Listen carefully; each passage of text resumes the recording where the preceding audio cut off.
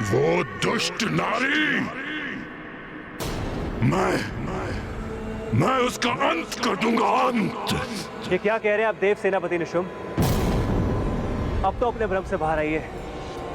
इस अनुचित उन्माद का अंत कीजिए। अब वो कोई साधारण नारी नहीं है, समस्त ब्रह्मांड की शक्ति की स्रोत, सर्वोच्च नारी की शक्ति, शिव की शक्ति, जगत जननी है वो कोई भी हो, मैं उसका अंत कर दूंगा, अंत। निशुंभ,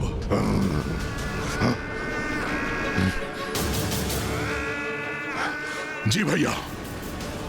सेनापति रक्तबीज सर्वथा उचित कह रहे हैं। हमें इस सत्य को स्वीकार करना होगा।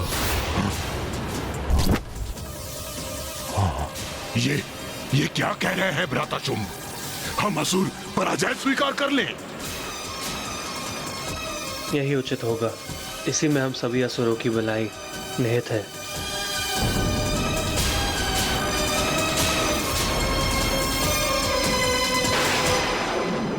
मां चामुंडा की जय!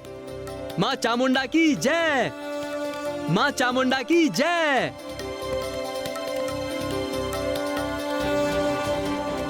गणेश जी, मैं स्वयं को रोक ही नहीं सका। मुझे मां की लीला का प्रत्यक्षदर्शी बनने की इतनी तीव्र इच्छा जो थी, ये तो मेरा सौभाग्य है कि मैं मां काली के देवी चामुंडा रूप की लीला का साक्षी बना।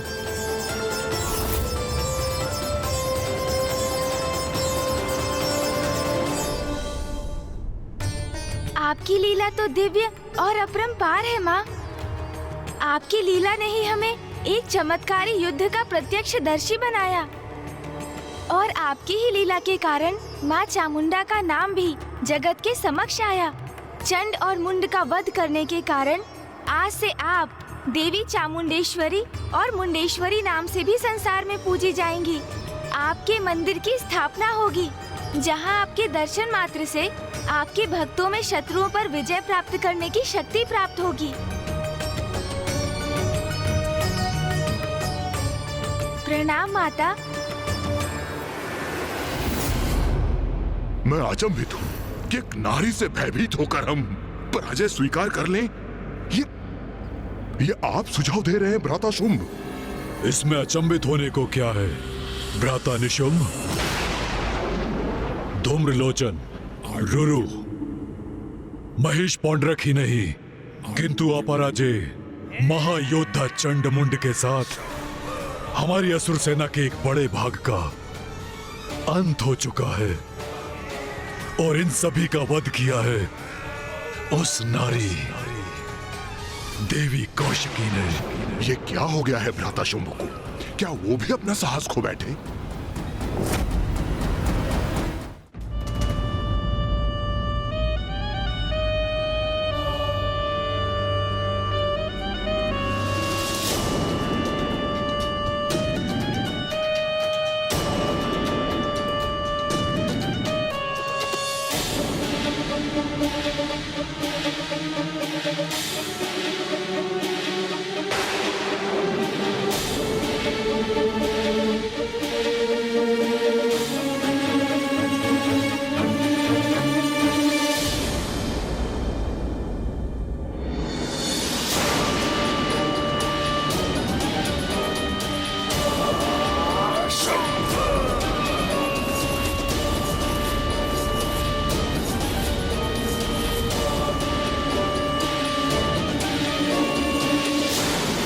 सत्य है ना, उस देवी ने हमारे प्रचंड असुर योद्धाओं का वध कर दिया, फिर भी तुम्हारा क्रोध जागृत नहीं हुआ?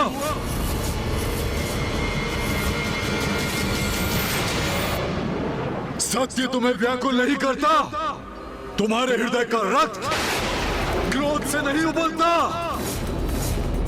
बोलो रक्तबीज, बोलो। हमारे असुर भ्राता हमारे लिए, हमारे असुर समुदाय के उत्थान के लिए युद्ध करने गए थे। उन पराक्रमी असुर योद्धाओं का निर्मम वध किया उस नारी ने, और तब भी तुम्हारा रक्त प्रतिशोध के लिए गतिशील नहीं होता। आप सत्य को कब स्वीकार करेंगे असुर महानायक शुंभ? अपने मति भ्रम का परित्याग कीजिए, जिनसे प्रतिशोध लेने के लिए आप मुझे प्रेरित कर रहे हैं। वो कोई साधारण नारी नहीं है, जगत जननी है। पुनः वही राग अलाप रहा है ये। असुर महानायक शुंभ, उनकी शक्ति को पहचानिए। बस रक्तबीज, बस। धिक्कार है तुम पर, धिक्कार है। जगत जननी, देवी, शक्ति, माता, तुम्हारे मुख से निकले इन शब्दों का श्रवण करते करते थक चुका हूं मैं। मात्र शब्द नहीं है ये असुर महानायक शुंभ, इन्हीं शब्दों में सत्य निहित है। प्रतीत होता है सत्य कुछ और ही है। बताओ मुझे, असुर गुरु शुक्राचार्य द्वारा आयोजित प्रतिस्पर्धा में तुमने क्यों भाग लिया था? बताओ मुझे। स्मरण रहे, अब असुर शक्ति के उदय का समय आ गया है। अब बहुत हुई पराजय, अब जय होगी असुरों की, और आज ही हम इस जय का आरंभ करेंगे। यदि उस स्पर्धा में विजयी होकर तुम असुर महानायक के पद पर प्रतिष्ठित होते तो क्या करते? बताओ रक्तबीज, बताओ। क्या करते ये तो स्पष्ट है। असुर समुदाय के मान को दांव पर लगा देता ये, और इसके अधीन सभी असुर योद्धा उस नारी के भय से अपने अस्त्र को छोड़कर कंगन धारण कर कहीं छिपे बैठे होते। अपना स्वर नीचे रखो रक्तबीज, नीचे। मेरे भ्राता के शब्द चुप गए तुम्हें, तो आज सत्य कह ही दो। बताओ मुझे, तुम्हारी निष्ठा हम असुरों के प्रति है या उस नारी के प्रति? असुर महाराज शुंभ, मुझ पर आक्षेप लगाने के पूर्व तनिक समझने का प्रयास कीजिए। ईश्वर से युद्ध कर हम कभी विजय नहीं हो सकते। ईश्वर, वो नारी, एक कुटिल कपटी मायावी नारी तुम्हारी ईश्वर है, और उसकी शक्ति में तुम्हें इतना विश्वास और उसके प्रति तुम्हारी इतनी श्रद्धा है। रक्तबीज, तुम मुझसे युद्ध न कर उसकी सुरक्षा सुनिश्चित कर रहे हो। देवी कौशिकी को मेरे संरक्षण की आवश्यकता नहीं है। मैं आपको और असुरों का बचाव करने का प्रयत्न कर रहा हूं, क्योंकि यदि आप निशुंभ, मैं और अन्य असुर शेष ही नहीं रहे तो इस युद्ध का असुरों को क्या लाभ होगा?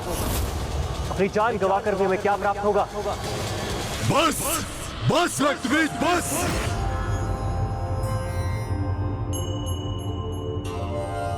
ओम जयंती मंगला काली भद्रकाली कपालिनी, दुर्गा क्षमा शिवा धात्री स्वाहा स्वधा नमोस्तुते।